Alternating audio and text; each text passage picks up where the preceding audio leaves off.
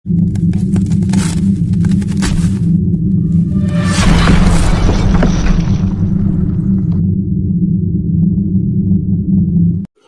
alaikum wa rahmatullahi wa barakatuh.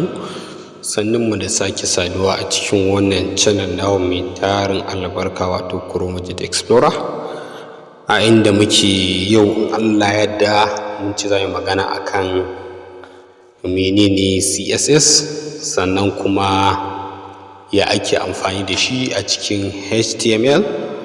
Idan mutum na amfani da wata editor zai ga akwai bambanci, akwai HTML, akwai CSS, akwai JavaScript. In ce kowane za mu ɗan taɓa wasu abubuwa daga cikin shi.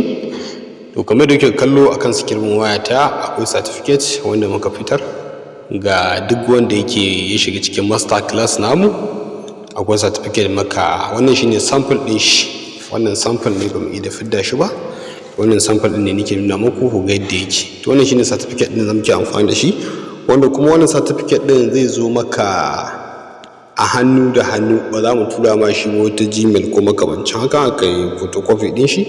Zai zo maka ne hannu da hannu a da inda kake a cikin Najeriya. In Allah yadda ya kaci kawai transport money za ka biya na ainihin certificate ɗin aka aiko maka da shi lokacin da kai completing ɗin ainihin kowane abu kake son ka yi. Ka misali HTML, in ka gama HTML ma gama master class da HTML, za mu baka certificate na HTML. Idan CSS ne za mu baka certificate na shi, sannan in kuma JavaScript ne za mu baka certificate na shi, in na Python ne za mu bada certificate na shi. Kowanne akwai master class ɗin shi ga mai bukata. Duk abin da za mu ɗan taɓa mu gani shine ainihin yadda ake sa CSS a haɗa shi da HTML a guri guda, sannan yadda ake design ɗin shi ya fidda kalar da ake so ko makamancin haka. To yau shi za mu yi magana. To da kayan mu ci gaba dai menene CSS? Shi CSS ainihin C daman take ni cascading, wato cascading style sheet, wato ainihin yadda za ka yi style irin ka tsara ainihin sheet ɗin da kake rubutu na ainihin website design naka, yadda za ka tsara ta. To shi ne ake amfani da CSS. Duk wata kala da menene da wani style ɗin na rubutu ana cascading ɗin shi ne through CSS. Wato duk sheet ɗin za ka ga an sa ana style ɗin shi na CSS yawanci. To za ku ga akan haka za mu ɗan taɓa kaɗan daga ciki yadda abin yake. Bari mu shiga cikin editor mu editing ɗin kaɗan daga cikin mu ga ya yake. Mu shiga cikin editor mu magani. Na'am, kamar da kallon mu shiga cikin ainihin editor mu. Idan muka kalli sosai cikin editor mu za ku ga muna ɗauke da ainihin root na ainihin ginin website design HTML. Muna da head na heading sa style, mun ga ban sa title ba saboda abin da ke so mu gane nan ainihin yadda ake sa shi amfani da CSS a cikin HTML. Sannan na gaya muku CSS shi kawai abin da yake nihi shine cascading style sheet, wato yadda za ka yi cascading ɗin style ɗinka na ainihin paper da kake rubutawa na website design ɗinka. Za ka sa kala, ka yi sa shi in center, right ko in left da sauransu. To kuma da ke kallo a ciki za ku ga gashi nan na yi fee, sai ne curly bracket, sai color, sai white, sai background, sai na sa color, sai ne color, sai green, sai semicolon.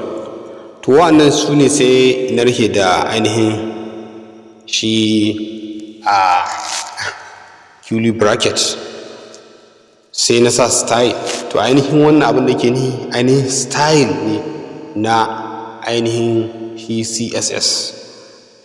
A wata cikin wasu editor ɗin za ku ga idan muka shiga za ku ga akwai ainihin ɓangare na CSS, akwai ɓangare na HTML, sannan akwai ɓangare na ainihin JavaScript. To akwai da za ka haɗe su gabaki ɗaya yadda zai zama masu sauƙi, yadda ba ka yi can ka rubuta ba, ka zo kanan ka rubuta ba, yadda zai zama sauƙi. Ana amfani da style style to ainihin style ɗin rubutun da ke so ka yi da makamancin haka. To idan muka lura muka shigo muka buɗe body a cikin section body gashi mun sa p, this is my first paragraph, wato paragraph ɗin za ka rubuta zai ɗauki ko shahi nawa ne da abin za ka rubuta na a paragraph yake. Sai a paragraph na biyu ya ce this is my second paragraph.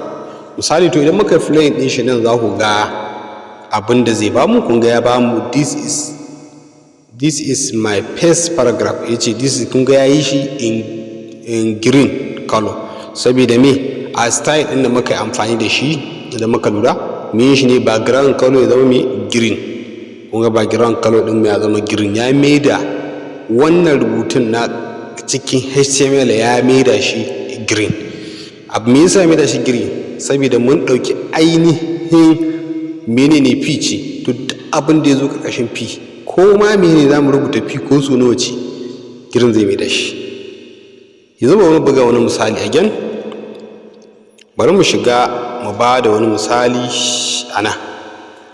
ana yau bari mu rubuta daidai body ɗin nan, bari mu rubuta mai bari mu rubuta h1, bari mu rubuta h1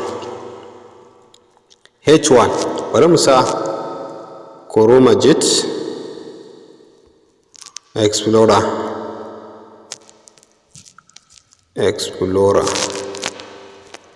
mun sa ChromaJet Explorer a nan, kun ga yadda ya kama. To ChromaJet Explorer idan muka play ɗin shi kun ga yacin yadda ya kama, ya ce ChromaJet Explorer, kun ga ya bada ChromaJet Explorer, kun gani? Ok, na h1 ne, h1 yasa da ya canza kala. Yau kun gani ya ce ChromaJet h1 afwan ina sauri, h1 yawa h1 na zai ba mu daidai yanzu. Yawa kun ga mu ChromaJet Explorer, abin da yasa da ya canza mana rubutun saboda can mun sa h kun ga ya kusan zuwa iri ɗaya kenan, sai canza mana style ɗin rubutu. To kun ga ya koma ChromaJet Explorer amma me a bakin rubutu. To za mu yi styling ɗin shi, sai mu dawo nan ƙarƙashin style ɗin da muka sa, sai mu sa mecece, sai mu ɗauko ainihin h1 ce, sai mu sa h1, sai mu sa curly bracket namu, sai mu shifting ɗin wannan zuwa ƙasa. kun ga sai mu rubuta ainihin shi abin da muke so mu yi. Me muke so mu yi? Muna so mu style ɗin shi, mu da shi align a tsakiya, ko mu da shi ko mai kalo. To ya za a mai kalo ɗin? To sai mu mai amfani da ainihin kalo namu wanda za mu yi amfani da shi. Bari mu sa text, wato bari mu sa text. Ok, ba text yau, bari mu sa text, ok, ga mu ya ce text align, wato ya maida mana shi in what, sai mu sa color, mun sa color ɗin, sai mu sa ainihin center, wato in center muke so ya maida mana shi, muna so maida mana shi center. Sai mu sa semicolon, kun ga mun sa semicolon. To muna so mana text ɗin na ainihin h1 muna so ya koma in center, muke so ya koma. To bari mu play ne shi, kun ga ya koma center. Ai da left yake, kun ga ya koma center, wato mun fara style ɗin ainihin rubutun da muke so ya kasance. To mun yi wannan. Idan muna son mu mai kala, sai mu sa mai kalo. Misali sai mu sa mai kalo, bari mu sa kalo. To nan mun sa kalo, sai mu sa color, sai mu sa ainihin kalar da muke so, wadda kala muke so, sai mu sa blue. Bari mu sa blue. Ok, bari mu sa blue, sai mu sa semicolon ɗin. To shi ma mun gama da shi wannan. Bari mu play ɗin shi, kun ga ya maida mana shi blue.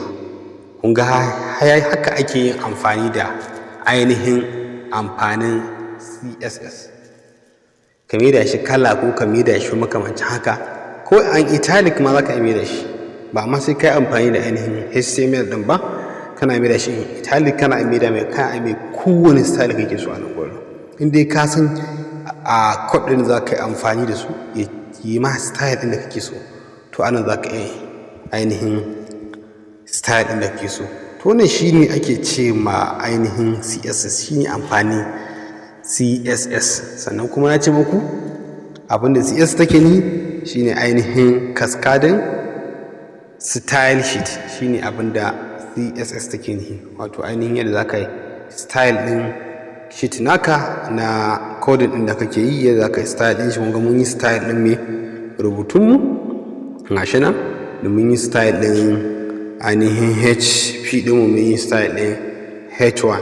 To duk abin da muka ɗauka ana ƙarƙashi, idan muka sa H2 to shi ma za mu yi style ɗin shi. To wanda mun ce align center, to bari mu cire shi daga align, sai mu sa, bari mu cire center, sai mu sa a right. Mun gani right,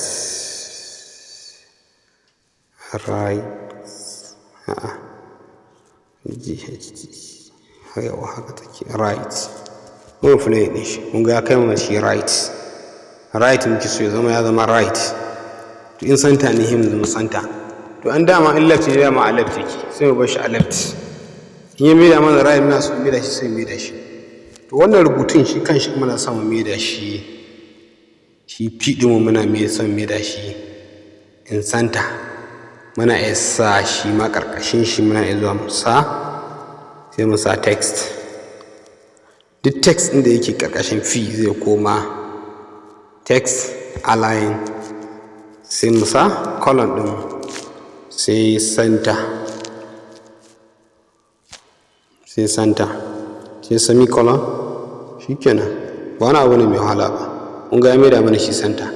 To haka ake jujjuya rubutu, in dai ka san ainihin code ɗin za ka yi amfani da su, yaran da za ka yi amfani da shi ma abin da kake so.